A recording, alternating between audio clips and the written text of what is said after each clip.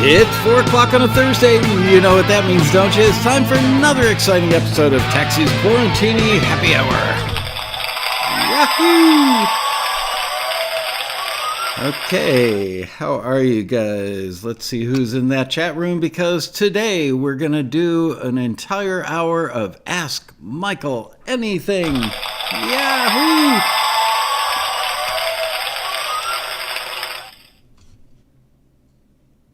Let's see. Did I make it? All right, you guys can see me. Yes.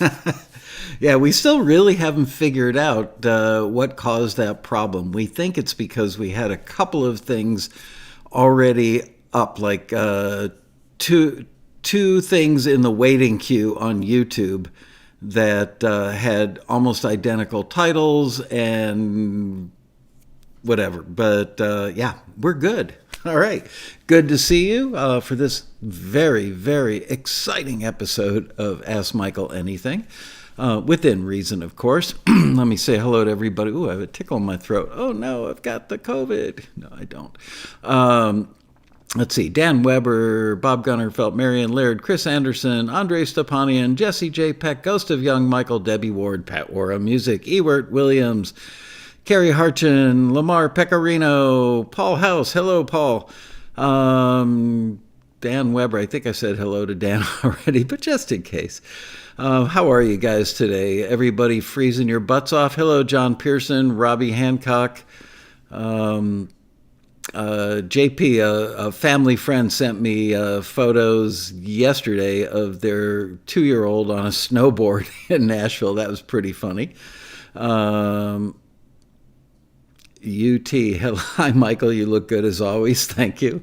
I'm in need of a haircut. It's starting to get a little long up there, but am I going Saturday morning at 10:45? Why, yes I am. Saw you guys talking about would I go to Mars? I was just watching the video of the Mars landing moments ago, and then saw you guys talking about it. Would I go to Mars? I don't know. I would take a space flight. I would definitely, if I could afford the $250,000 price tag, would I go up for a short ride in space? Absolutely. As a matter of fact, recently I was watching a video of these people that I follow on YouTube called Kara and Nate. They went to 100 different countries, and I watched almost all their videos. And so... Why am I talking about Kara and Nate? What did they do? They went up, I think they were out, I think it was in Las Vegas, where they went up in a couple of basically stunt airplanes and do laser tag in the air, where you try and shoot down the other plane with lasers. And they were doing all kinds of rolls and spins and just incredible stuff that's almost guaranteed to make you throw up. And I said to my wife, let's go do that. She's like, I don't even do roller coasters anymore, which is funny because my wife was always the more daring of the two of us. But as we've gotten older, I think I've become more daring and she's become less daring. So apparently I'm going to need another volunteer to go with me and do that.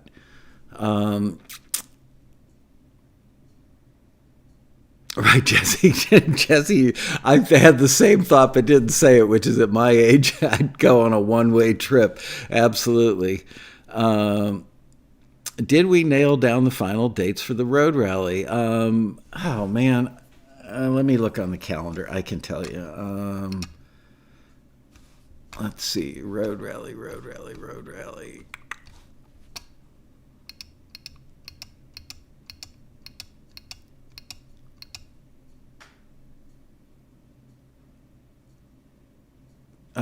Thursday, November 4th through Sunday, November 7th.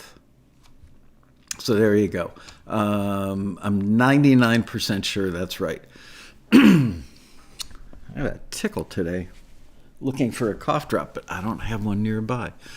The air's too thin. Our music wouldn't sound right on Mars. In some cases, it may not sound good on Earth, but sound better on Mars. Laura Principato, the road rally is always on your birthday.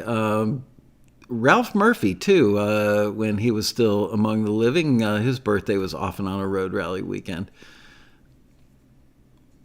How do you know when to book a hotel room? Oh, we'll give you plenty of advanced warning. Uh,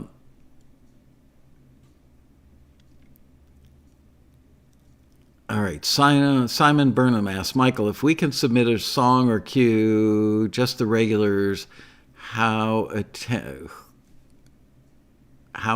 I mean, who attend? Quarantini happy hours for you to give some tips. I think could be. I think I could benefited from it, and maybe the others too. I'm not understanding. So basically, is what you're saying, Simon, is could we do an episode where the regulars on the Quarantinis submit, where did it go, a song or a cue to get feedback from me? I'd be willing to do it, although the screeners are much more experienced because they're in the trenches and do it all the time. I'm not sure my feedback would be as good as theirs, but sure, I'll try anything once or twice. Robbie Hancock says, hey, Michael, I was just going to put on Comes a Time. I was just wondering which songs you engineered, some or all. Whoops, scrolled off the page there. I'm going to judge you. Just kidding. Going to enjoy the whole album front to back. All right. Well, let me go online here and Google this and see if there's anything on there that I didn't work on. I did stuff on several albums, like Comes a Time and a couple others after. During those sessions, I worked with Neil on and off for the better part of a year, for months at a time. So some of the stuff, Comes a Time song list. So some of the stuff that I didn't go on Comes a Time, but ended up going on subsequent albums. Let's see, Going Back. Yes, I worked on that. Look Out for My Love, Comes a Time, Lot of Love, Peace of Mind, Human Highway, Already Won, Field of Opportunity, Motorcycle Mama, and Four Strong Winds. Yes, I worked on all of those to varying degrees, most of them a lot. Let's see. I want to say Motorcycle Mama I just did a couple of overdubs on.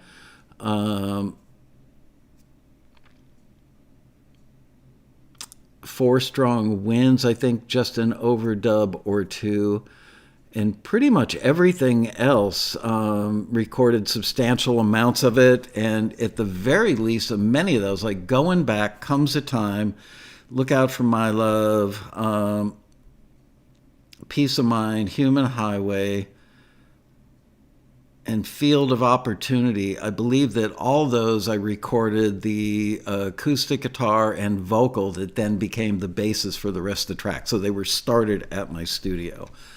Let me look at Neil Young albums after Comes a Time.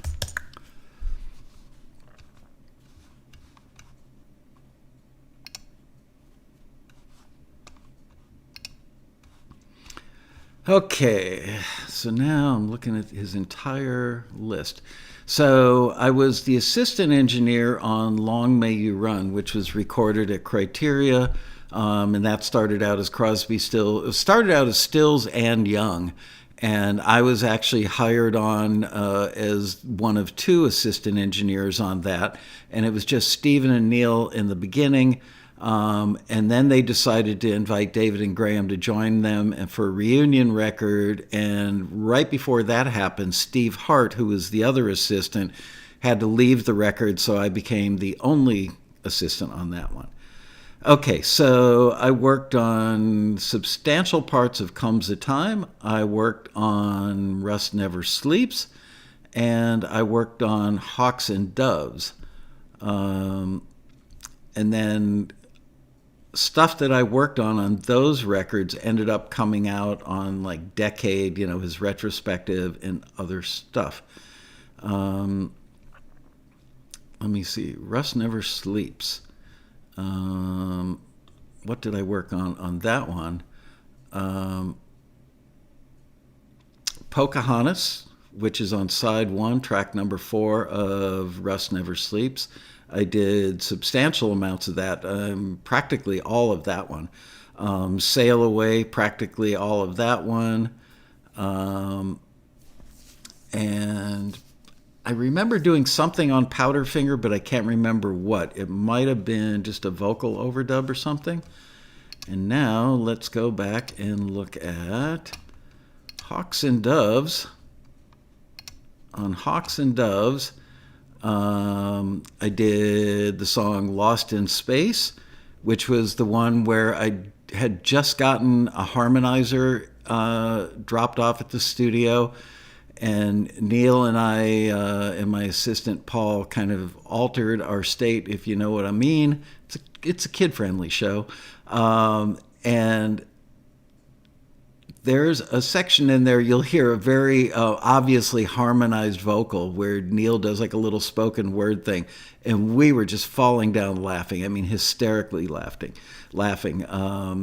I worked on the song Captain Kennedy, which I kind of remember I did the guitar and vocal on that one, maybe a lot of the stuff on that one. And I think that was it. So there you go. There's my life in vinyl, or at least some of my life.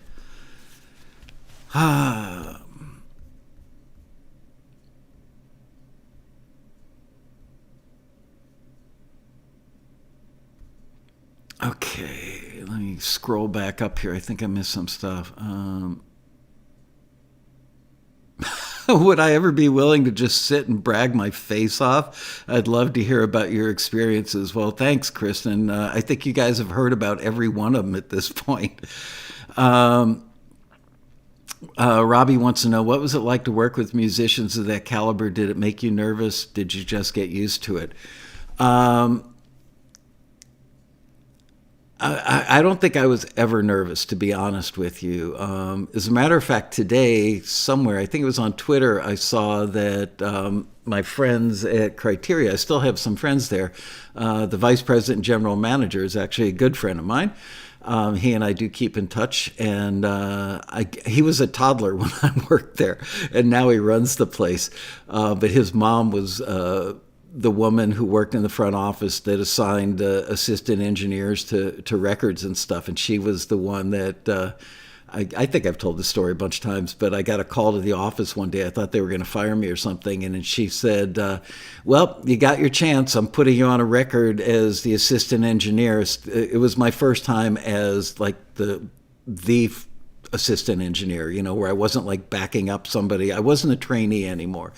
And she put me on that record, and I said, wow, I finally made it, or something like that. I was very proud of myself and just grateful. And she said, I wouldn't be too happy about it. The reason I gave it to you is nobody else wanted to do it because Firefall wasn't famous yet. It had some famous guys in it from other famous bands, but Firefall as a band wasn't famous yet. So she put me on that. Anyway, no, I think the training was so good at Criteria that I was living my life's dream. I was always in awe of how fortunate I was to be working with people of that caliber and working in a facility of that caliber. But no, the artist generally didn't walk in the room like, check me out. I'm Neil Young or Stephen Stills or David Crosby or Graham Nash. You didn't feel, you felt like you were in the presence of incredibly talented people, but I always felt like I was part of a team.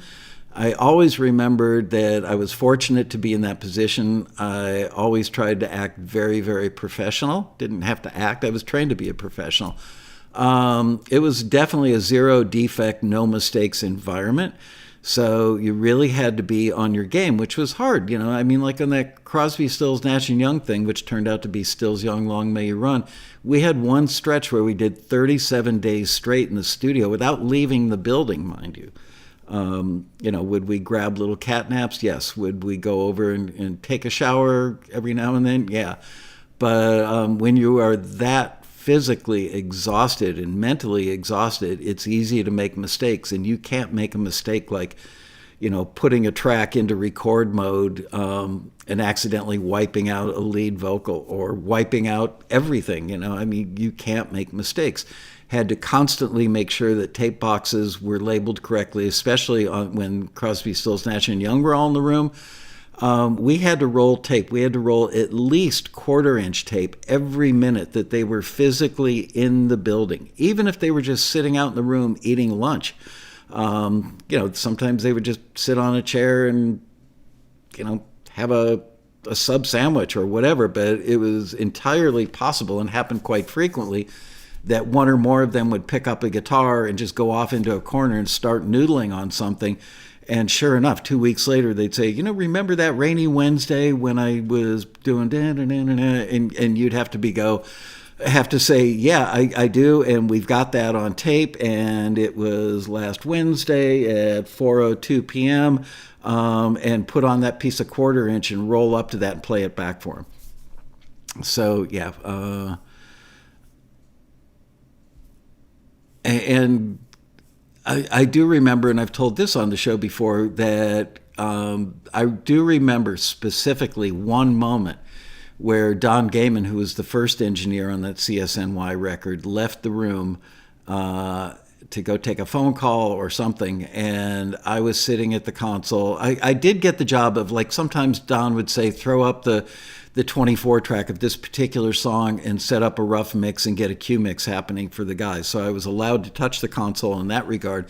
But that night, he walked out of the room and the guys were noodling on that song, Taken At All. Taken, Taken, Taken At All. And I hit the talk button and said, could you guys come over and sit down? We had a tree of microphones that they would sit around if they were doing something with all four guys on acoustic guitar and vocals. And I asked them very politely. I was a little scared to death because I knew that I was above my pay grade. And at the time I was 20 or 21 years old, I think, and saying, guys, can you come back and sit down and run down a take of that for me? And they just looked at me like, what? Who the hell are you? But they did it, and we got that take. But yeah, there was one time I remember sitting at the console, and that may have been the moment where I actually pinched my own thigh. And remember, I was the only person in the control room, said to myself, do you realize where you are and what you're doing?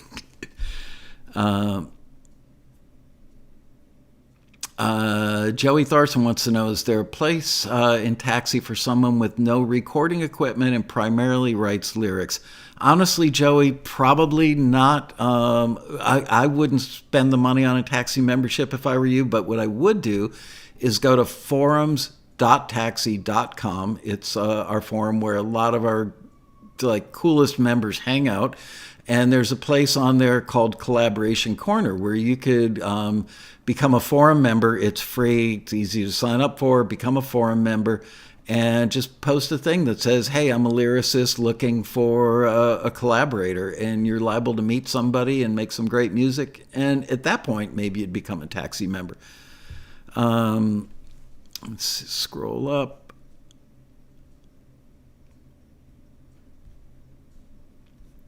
Okay, I think I got all those.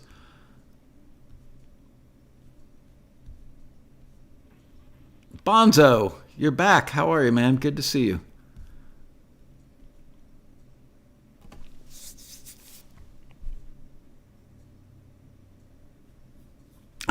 Cass says, I would think a criteria, if you didn't get a great musician, you'd be bummed.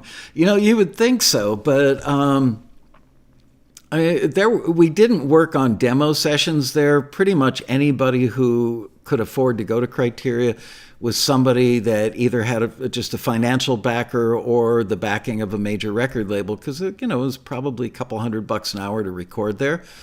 But there were times where we worked on projects that weren't famous people, but they were still great records. Sometimes, you know what? I have a theory that some of the best records are made by people whose, it's like their first time in the studio and their energy level is so high and they want so badly to make a great recording that they come in and just kill it. And sometimes those moments were the best. I remember after I left Criteria, probably 2 or 3 years later, and I basically had somebody basically gave me a 24-track world-class Criteria equivalent studio. I was producing something, and I probably wasn't qualified to be a producer, but it was an album called Wild Oats. And it was a country rock band that was on the same label as Casey and the Sunshine Band and, oh gosh, who else? I don't know. Anyway, a lot of black artists from the day were on that label. And they had very few like R&B artists. So it was really strange for them to see a bunch of white kids with cowboy boots coming into the studio every night. It was definitely a thing. And what was I talking about? Criteria. Oh no, that was it. I'm sorry, that was at TK Records. That was the label. But then I went to. Oh, I wanted to bring this band, Wild Oats, to Criteria, but they didn't have any studio time. I couldn't get in there for like a year because they were already pre-booked for a year. So I ended up at Triad Recording in Fort Lauderdale, and a young guy owned it. His grandfather had some money and built him this beautiful studio because the guy wanted to be in the studio business. And the kid quickly realized that he couldn't run a business and he couldn't run a console. And I came there as a client, and one day he just walked in and handed me the keys and said, "Here you go, don't lose my grandfather's investment." And he just disappeared. So I basically had my own world-class 24-track playground for the next 5.5 or 6 years. And during that time period, I worked with a jazz artist named Ernest Ranglin, who was Jamaican, I believe. And he basically told me in the first hour, "You've never done a jazz record before, right? You're doing this to sound like a rock and roll record." And he was absolutely right. I had everything, blocked off and isolated. And I made the drums sound like a rock kit. I didn't have the good sense to say, "Oh, this is a jazz record, so let's make it more airy and let's keep the players more open and let the room and the sound be more open and make the snare sound like a jazz snare, not, like a country pop snare." So he set me straight, and I worked on that record. I didn't know who he was. Apparently he was a jazz great that I just wasn't aware of, even though I was a heavy-duty jazz listener before I got my job at Criteria, and then quit listening to jazz when I realized it didn't make money, sorry to say.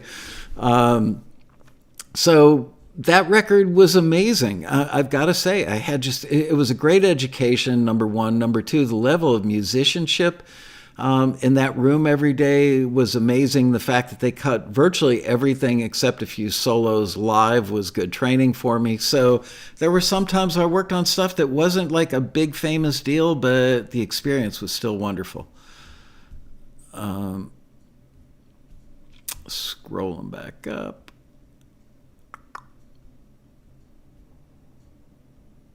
No, you don't need to be a taxi member to post on the forums.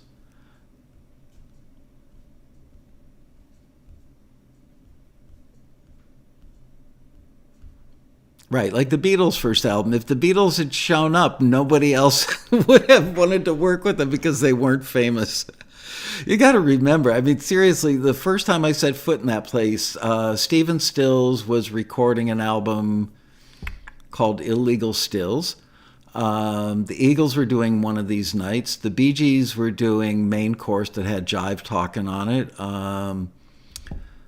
Let's see, BeeGees, Eagles, Stills, and and Clapton was doing 461 Ocean Boulevard that had I Shot the Sheriff on it, and Mainline Florida and all that stuff.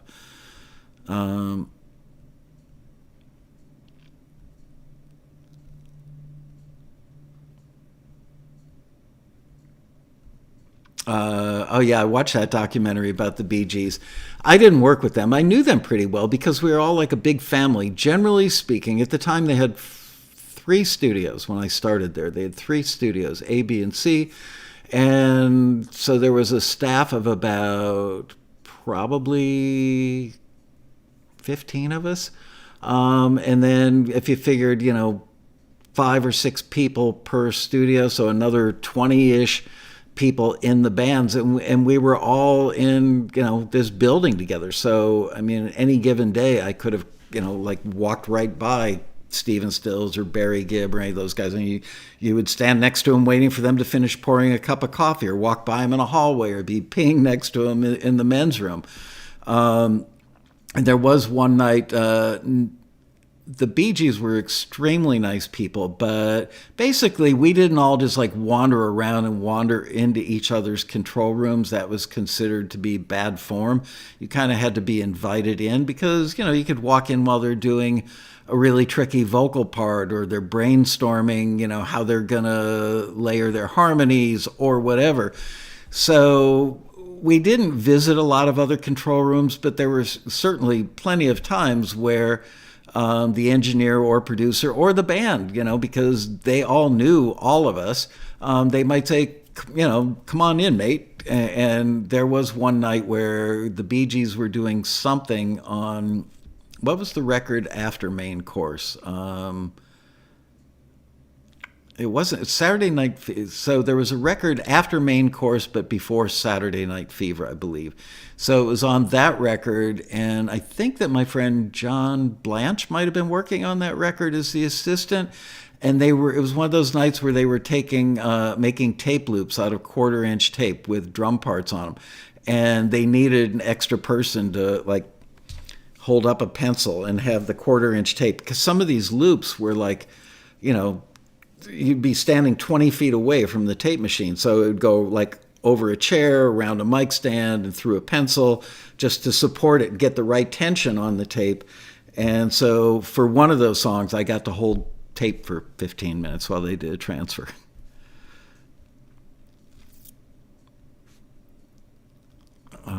It's funny, I'll show you something. I just sent an email on Sunday. Deb and I went to an antique store, and is it there? No.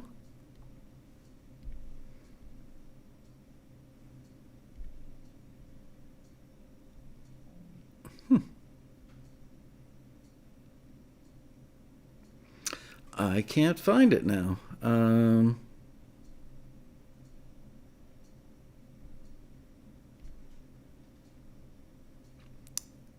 Where the hell did it go?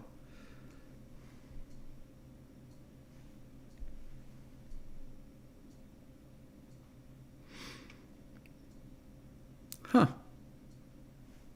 Anyway, I was at an antique store, and they had one of those old big black signs that was made out of metal, that was probably 3 feet high and 6 feet wide.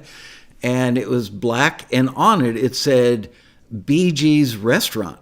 So probably Bill Gates owned a restaurant, or somebody with the initial BG, but it said BeeGees ', BeeGees Restaurant. So I sent it to my friend Carl to forward on to Barry Gibb to ask him if he would want to buy the sign.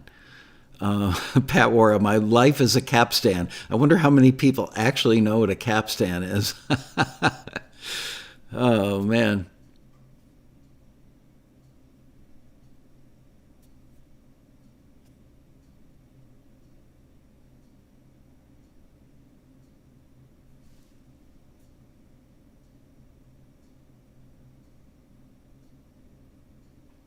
Oh, okay. Lamar Pecorino wants to know that I previously mentioned a lavalier microphone that I've used for recording. What was the brand and the model? It was a Sony ECM 50 lavalier.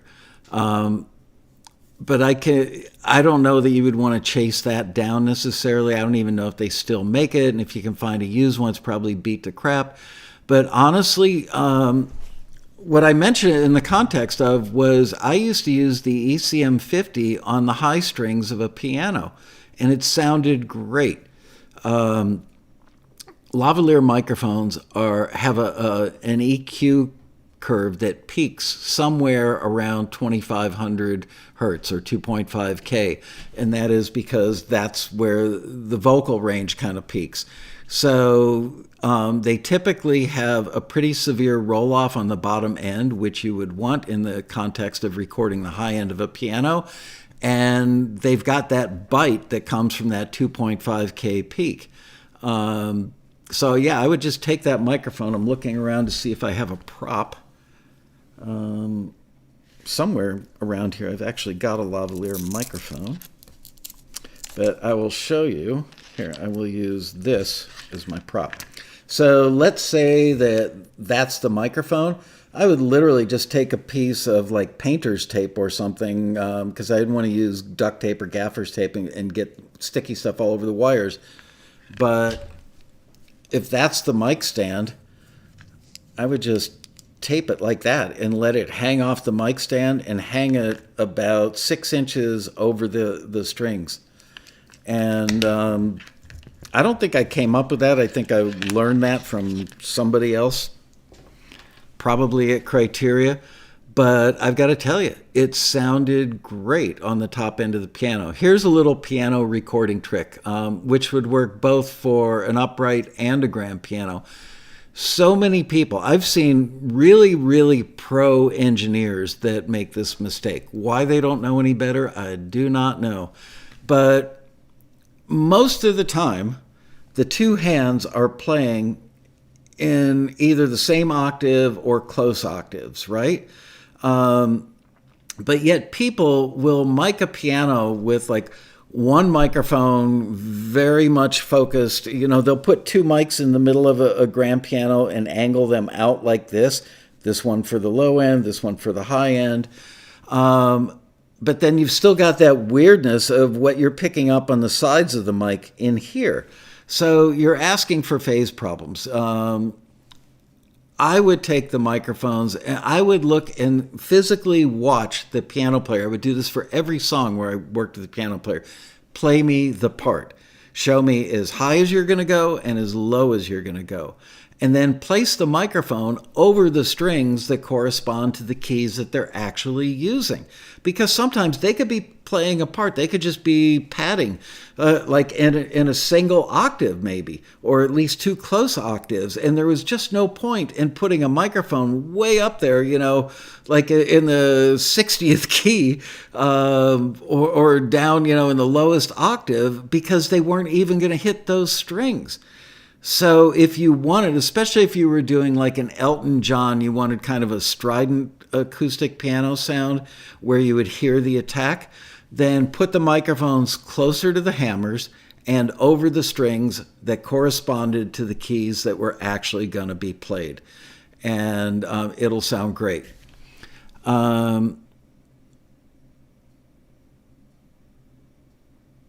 Glenn Lett says, was watching an old Quarantini in which you recommended making albums of materials. So do you recommend creating albums for which there is no listing at the time? Yeah, yes and no. I think you were talking about, I was probably talking about doing entire albums or collections of, like, let's say, dramedy, my favorite reference point. So if you're making dramedy stuff, and let's say you're doing a dramedy cue for a particular taxi listing, and now, you know, you're at the level where you're experienced doing dramedy cues, and more often than not, they're getting forwarded, and more often than not, when they get forwarded, they will get signed eventually by the companies that we forward them to. So if you're kind of at that level of expertise, and you're doing a dramedy cue, and let's say you're doing one that's kind of kitschy and quirky and comedic sounding, you could also then do, you've already got your sound set up. So why not do other dramedy cues in other moods? Do different chord changes, maybe some different complement of instruments, but keep the core instruments in there most likely. And, you know, do some that are maybe minor key dramedy cues, some that are major. I would say most would probably be majors. And just go for different moods, a range of dramedy cues. Or you could do 3 that are the same, like sneaky, quirky, kitschy thing. But then in that case, if you're doing 3 of them, Maybe do one that's got pizzicato strings, maybe another one where instead of pizzicato strings, maybe you're doing, like half muted strings on an acoustic guitar, maybe a nylon string guitar, and try doubling that in two different octaves. Very often, things like a celeste or a marimba or other malleted instruments are also used in dramedy cues. Maybe you could do something else. Maybe you could fill glasses with water and tune them and use those instead of something that you hit with mallets. Maybe take a pencil and hit a glass. That's not a glass, I know that. But yeah, I've moved on to coconut water. They had coconut water really cheap at Costco the other day, so I bought a case of it. So there you go. I hope that's helpful, Glenn.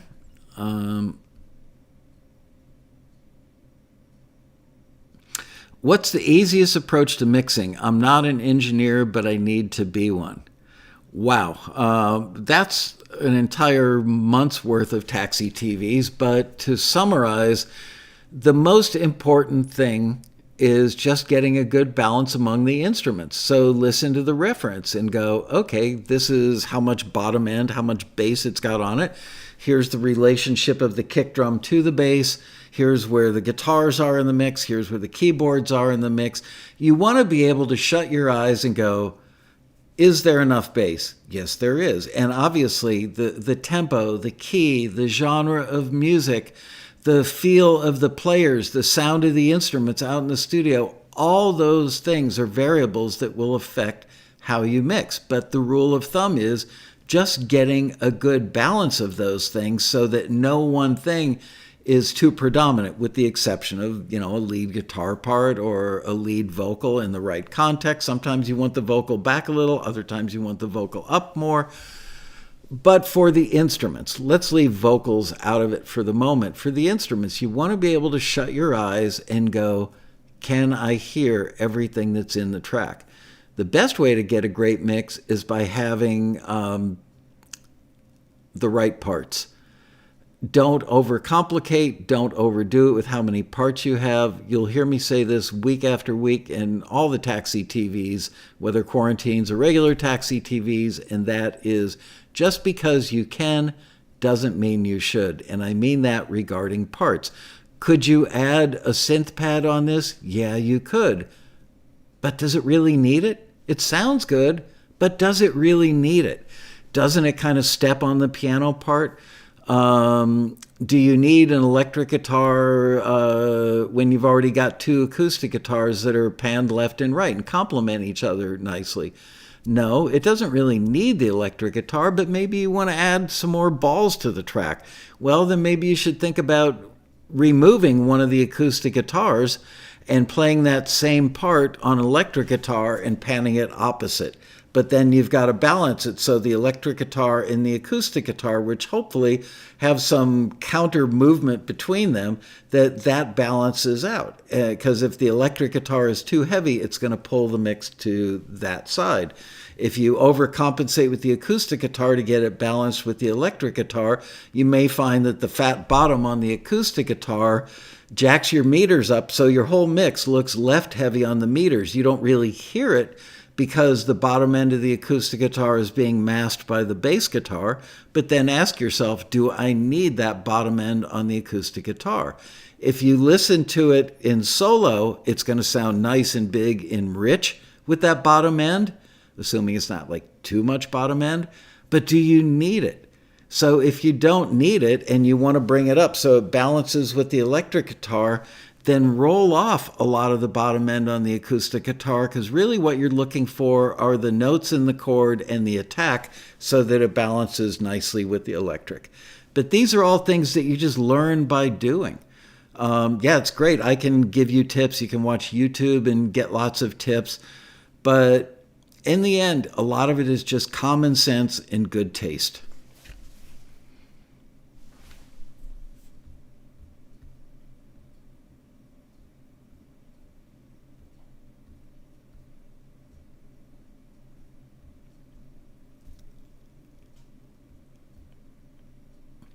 Um, Paul Gavin's telling Glenn Letts, yeah, you can always submit albums independently to libraries that you find. Taxi listings are great since you know someone wants what's being requested, but you can always be writing with a purpose. Yeah, absolutely. Remember, I just did a show about mixing with intent. You should almost always have intent when you sit down to do anything, whether it's writing, composing, mixing, whatever. So yeah, let's again, if you're doing a dramedy piece for a taxi listing, and you're in the mood and you've got the time, do a bunch more dramedy pieces. That way, if you get forwarded to that library and they email you or call and say, "We like that piece, we'd like to sign it," they're probably going to ask you if you have more of that stuff. And if they don't, you could say, by the way, the day that I did that track, I did 9 more or 4 more, or whatever the number is. Would you like me to send you those as well? They're probably going to say yeah.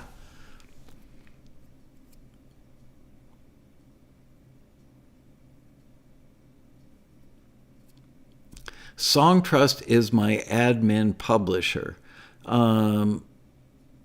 Will signing exclusive instrumentals with a library cause a conflict? Well, yeah, a library is going to want, if you're doing an exclusive, they're going to want to be the publisher. So somebody else can't be collecting money and them. And the library is not going to say, well, okay, let them make the money on the stuff that I get placed. So yeah, that's a conflict. Frankly, I didn't know that Songtrust does admin. Honestly, I'm so lost as to what all these different companies do now and what they collect for. This one collects if your song is streamed randomly. This one collects if your song is streamed as a request. This one collects for you as an artist. This one collects for you as a publisher. This one, it's just like, who the hell knows anymore? It's really, really difficult to understand.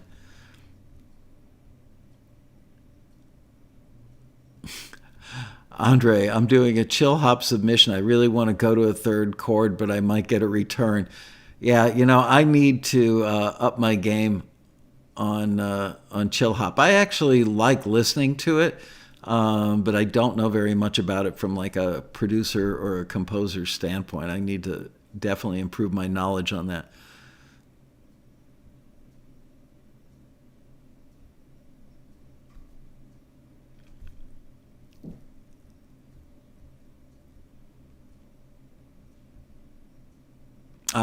Crashgate says, you mentioned one track being more than the other. I often get that, but how do I fix that besides panning heavy one way or the other? I need to know more, but assuming that yeah, I need that question rephrased, Crash, because I don't really understand. Um,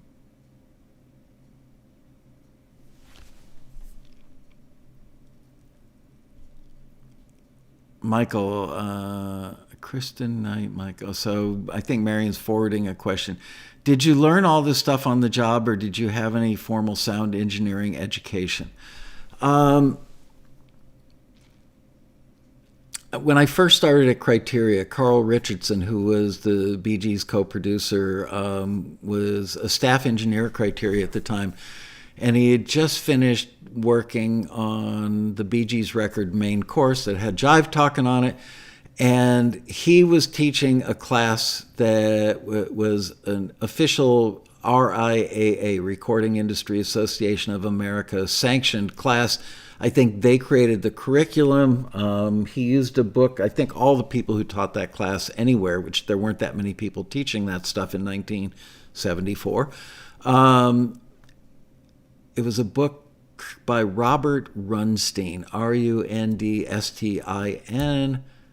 I can't remember what it's called. Let's find out, because, I had my copy of that book for many, many years after that, and always found the information to be very valid. It would have very little to do with today's world, I fear.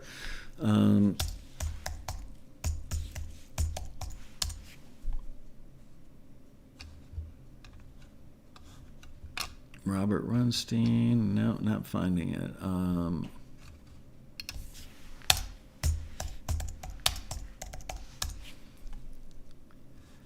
Not Robert Grunstein. No, I don't want Grunstein. I want Runstein.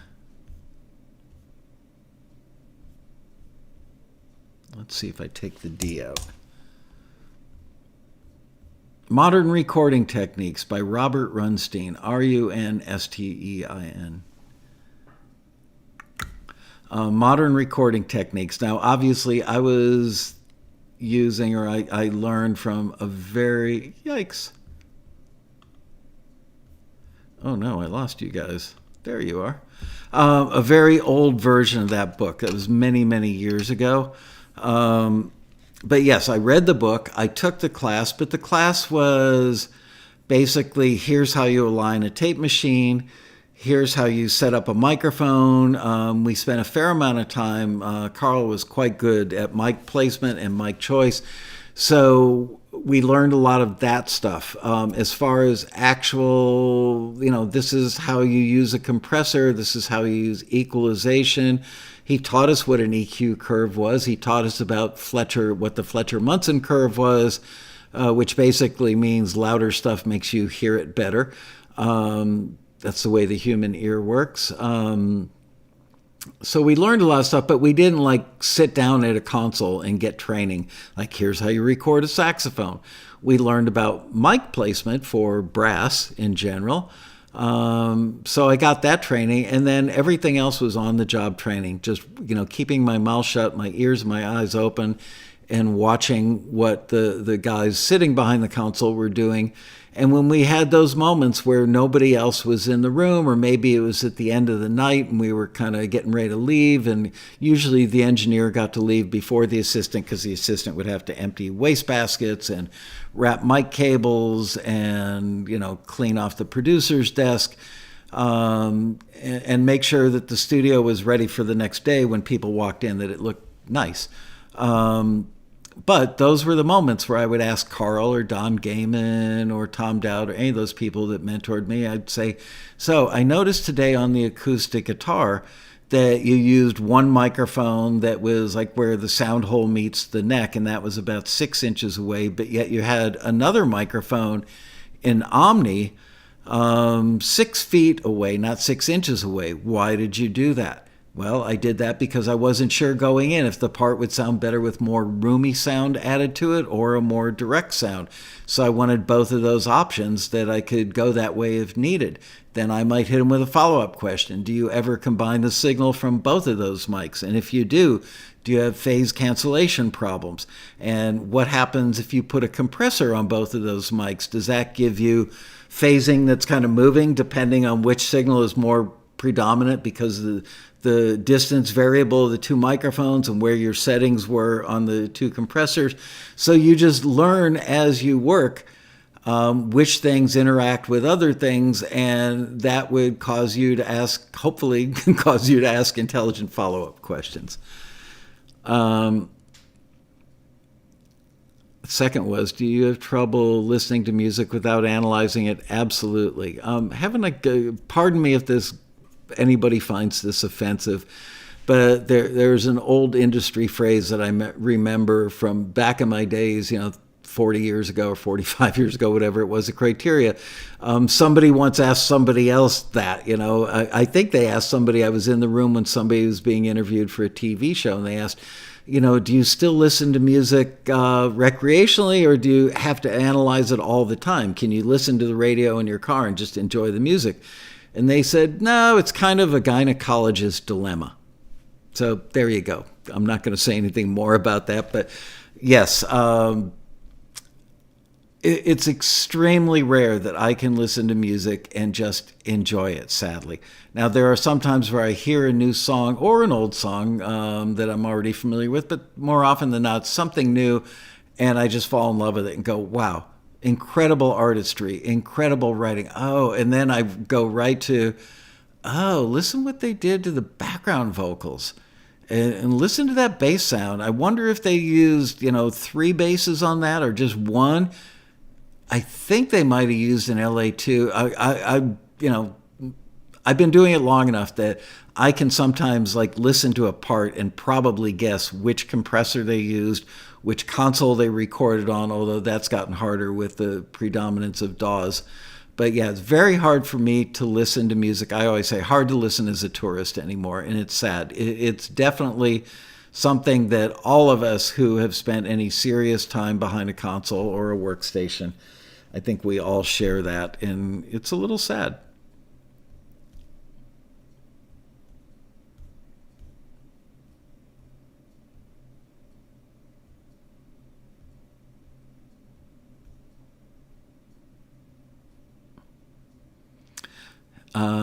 Anthony Fody wants to know, could I give a shout out to my wife, Kara? Yes. Hi, Kara. There you go. um, Bye, Paul House.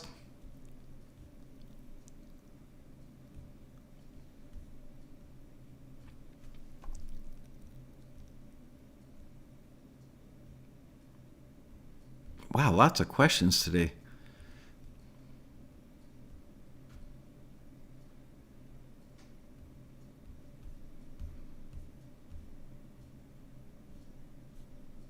Now the stream is miles behind the chat. Wow.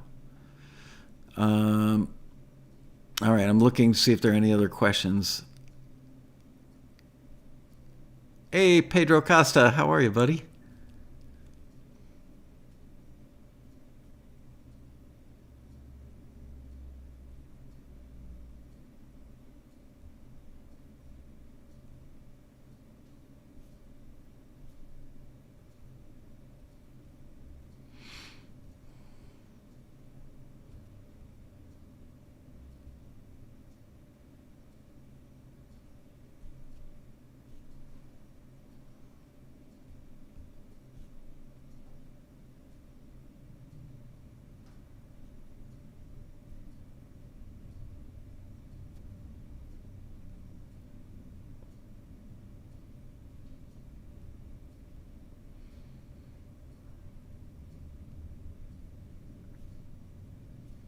Yeah, I agree with everything Pedro is saying about working with a company when you've already got an admin deal. I mean, why would anybody want to plug your music or go to the trouble of getting it placed when somebody else is going to make money? Now, it could be that the admin deal.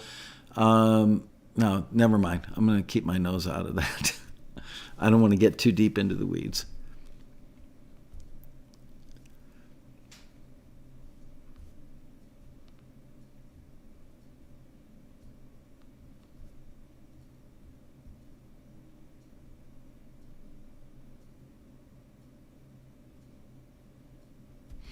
Glenn Letts, why were there two microphones on poet Amanda Gorman at the presidential inauguration? Just in case one would stop working. It's exactly right. They could be having, obviously, they're each going to go to their own channel. If one craps out, they've got another one. Sometimes people will split them out. One may have been going to the PA, the other one could be going to the video, into the remote truck so that audio goes out with the video. Who knows? But yes, always good to have a backup. That's part of the training, especially when you, sometimes when you're a studio engineer, like I once got to go on a thing to record the Average White Band live in concert. We literally had, back then, remote trucks weren't really a thing. They weren't readily available. There were very few of them in the entire United States. There might have been 3 at the time. And we were doing AWB at Gusman Hall, which was a classic, old school, beautiful theater in downtown Miami, probably about a 2,500 seater. And we had to take the recording console out of one of the studios at Criteria, put it on this big wooden dolly, roll it out to a big rental truck, raise it up on the back end, roll it into the truck, then do the same in reverse once we got there. And I learned working on that project that you always have redundancy for everything. Obviously, they couldn't bring 2 recording consoles, but what they did bring, funny enough, was one of those little old school Shure mixers that, is like 10 inches wide and 3 inches high with like 6 channels on it, just rotary knobs. They brought that just in case something crapped out, and it's like, if the main console crapped out, or maybe the main console would have had a ground hum and they couldn't record AWB with a ground hum, but they had to record them somehow. So they just brought that little Shure mixer. for redundancy.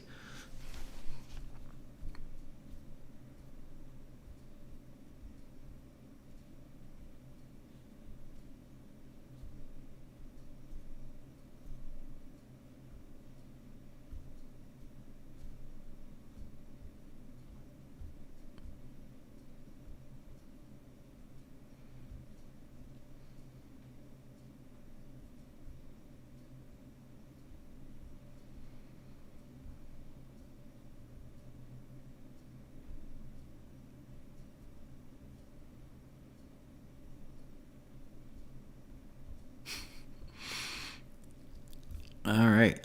No more questions for me, right? I want to make sure I don't miss anything. Wow, we've only got 4 minutes left.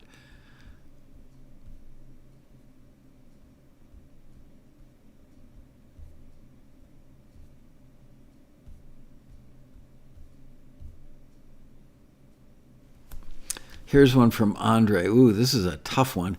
If you use XY mics for acoustic guitar, does it matter if they're not the same mics? Yes, it matters. I think it really matters. I actually went through a period for about 2 years where I was doing a lot of stuff, XY and MS, which is a mid-side stereo recording, and XY. So basically, I can't even remember now. It's been so long ago. But, some people will do it like this.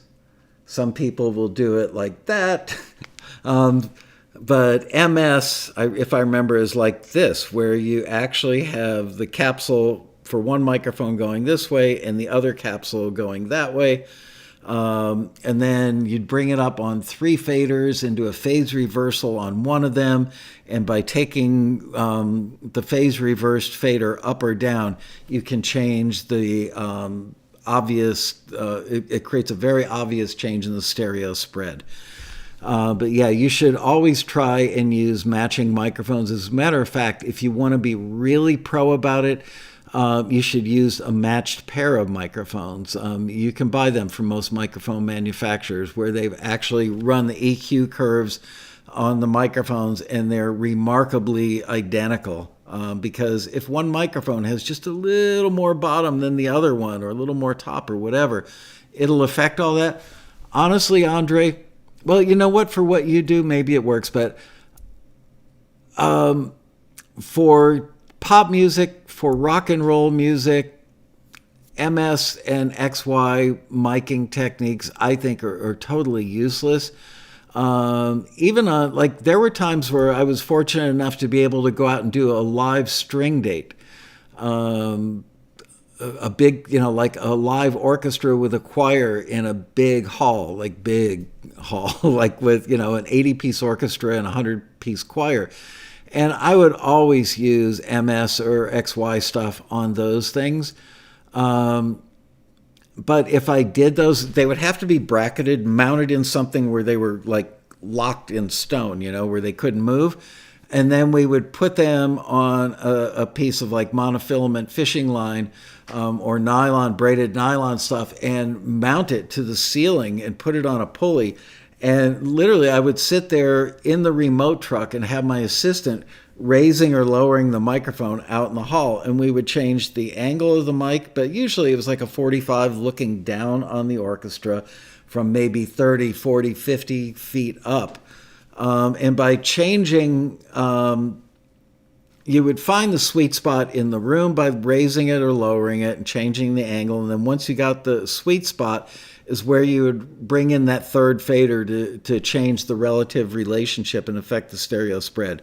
If you really want to get an incredible sound, just rent a Sheps microphone, and not Sheps, the guy who endorses like Waves plugins. I'm Andrew Sheps, the engineer. Sheps is, I believe, I want to say either Swiss or German company that makes really high-end microphones, and they make a Sheps stereo microphone that's about that long, about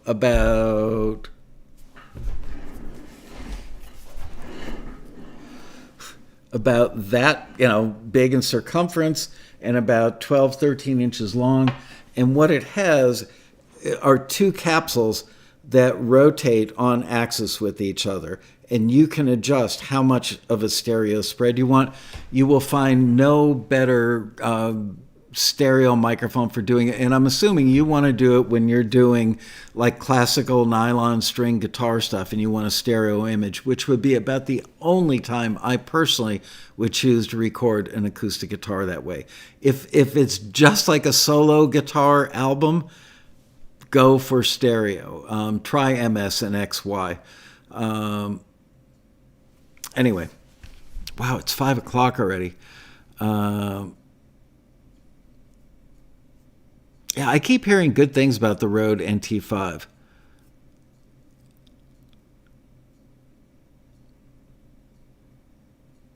Yeah, don't forget, there's Liz in all caps. Don't forget to hit that like button.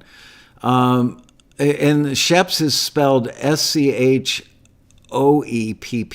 I believe. I could be wrong about that, but I kind of remember that it was a weird spelling.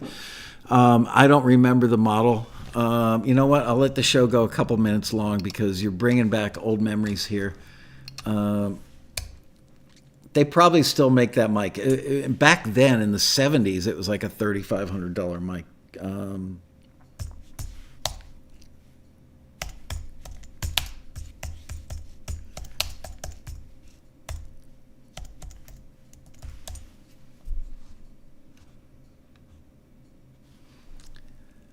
Wow. If you go to, if you just Google, it is SCHOEPS,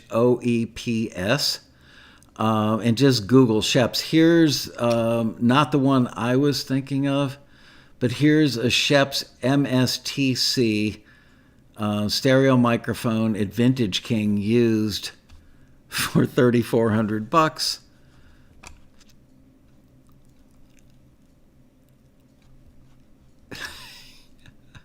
Here we go. Oh no, you know what?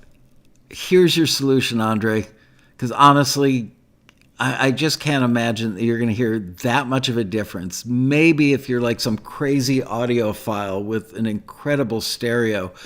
But here's an Audio Technica AT40A1 4081 bidirectional active ribbon microphone. And it is exactly what I'm talking about, where it's, two capsules mounted on one microphone body, and you can rotate them against each other for $700. Let's see what else we've got here.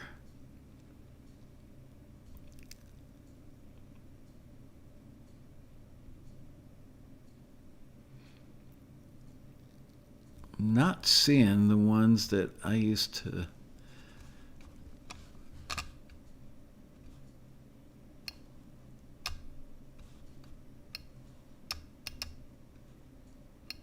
Yeah.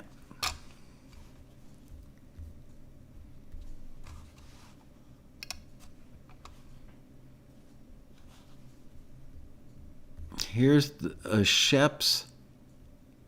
Oh, I can't even tell if this one's stereo. Here's what you need, Andre. A Sheps optimized cardioid triangle surround set, and it's only $11,425. Here's a Sheps Decatree set 2S for $5,900. Wow. Here's a Sheps Colette series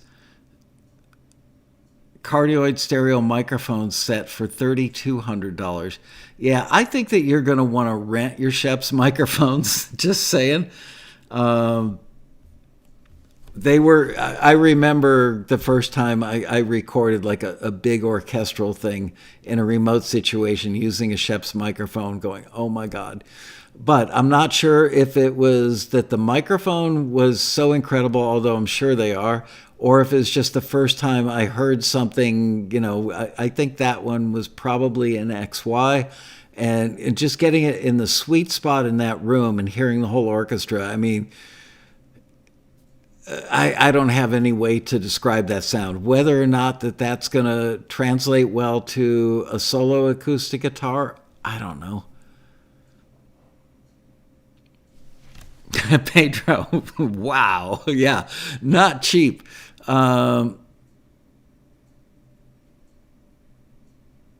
how is the direct to supervisor opportunities looking for 2021? Unpredictable. We did just have a taxi member. I think I mentioned on one of the previous episodes that a young lady from Australia landed. Oh, that's going to be part of Monday's Taxi TV, by the way. Don't miss Monday's Taxi TV.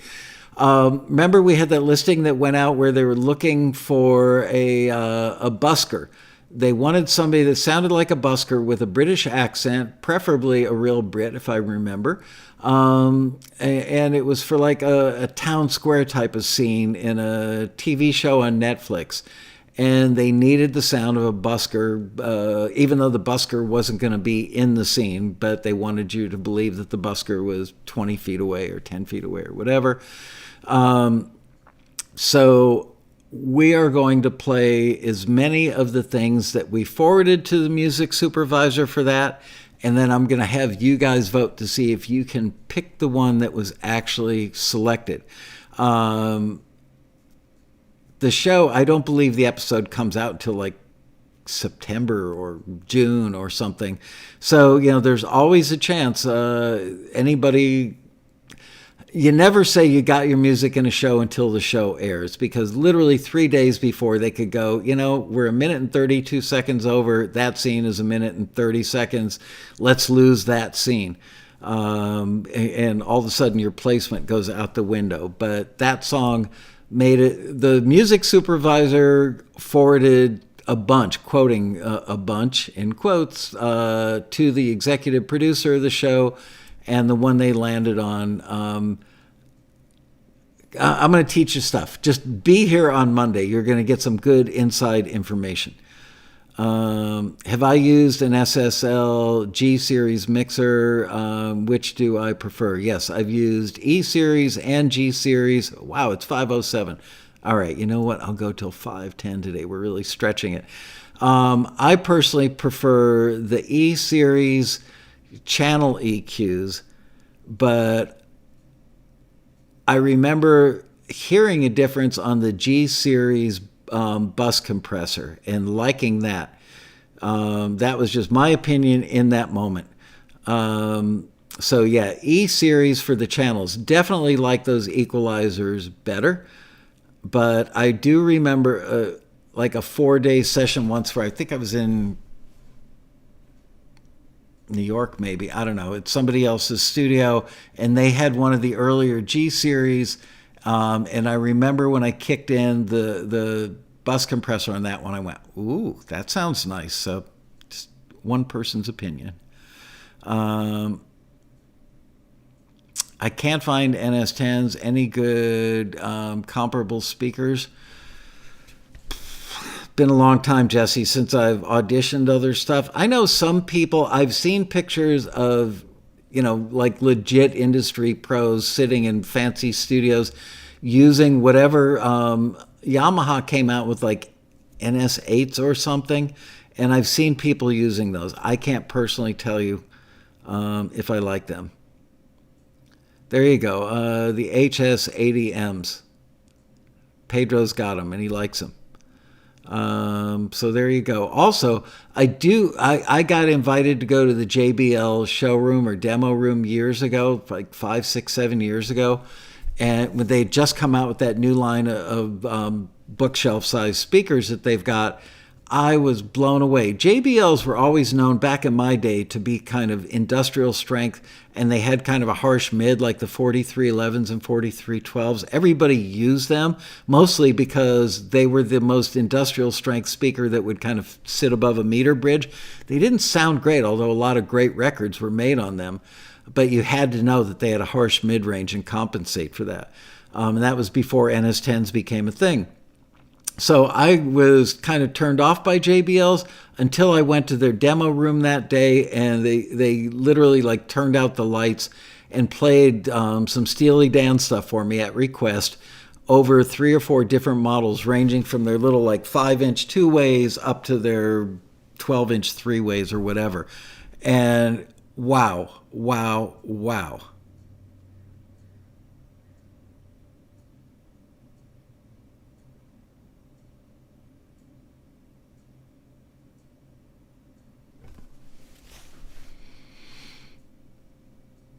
All right, it's 5:10. Ghost of Young Michael uses the cheapest. That's the model number, the cheapest JBLs. No complaints. The Yamaha HS5 should be good for a bedroom studio. Yep. NS10s aren't great sounding speakers. They just work well because they're not flattering to sound. They're just kind of boring. So if you can make something good sound on NS10s, it'll probably sound good elsewhere. Anyway, all right. We've gone over our time. The next patient is sitting out in the waiting room waiting to have their head shrunk. Thanks, guys. Great hanging out with you today. Fun show. Hope you enjoyed it. Please give us a thumbs up if you liked it. Really make every effort to be here for Monday's show so you can hear I think 12 to 15 things that we forwarded to the music supervisor. The soup just said to me, I forwarded a bunch to the executive producer. So I'm thinking that's like, maybe 6 or 8 of them went to the EP.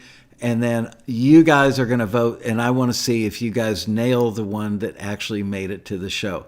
My guess is you probably won't. I'm giving you a little hint. You probably won't get it right. And in the end, when you find out which song it was, I'll tell you what I think is the reason why it got picked. They did give me some inside information after it got selected, but they didn't say it was picked for that reason. But I think it was. So look forward to blowing your minds on Monday. See you back here 4 o'clock for another exciting episode of Taxi TV Live. Yeah, baby. Bye-bye. Keith LeBrand, ladies and gentlemen. I'll let it run a little longer today so we can enjoy some Keith.